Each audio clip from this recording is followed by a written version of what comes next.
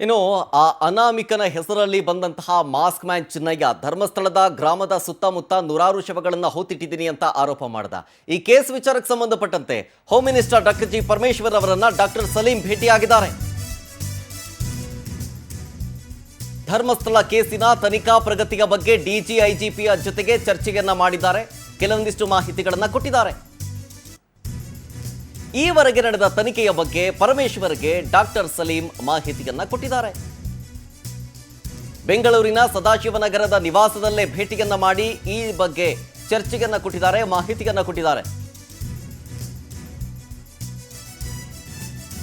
ಡಿಸಿಐಜಿಪಿ doctor Saleem ಇವರ ಜೊತೆಗೆ home minister doctor G Parameshwar ಸದಾಶಿವನಗರದ ಅವರ ನಿವಾಸದಲ್ಲೇ ಭೇಟಿಯನ್ನ ಮಾಡಿ ಈ ಕೇಸಿನ ಬೆಳವಣಿಗೆಯ ವಿಚಾರಕ್ಕೆ ಸಂಬಂಧಪಟ್ಟಂತೆ ಒಂದಷ್ಟು ಮಾಹಿತಿಗಳನ್ನು ಕೊಟ್ಟಿದ್ದಾರೆ ಅನ್ನೋದು ಈಗ ಸಿಗ್ತಾ ಇರುವಂತಹ ವರದಿ.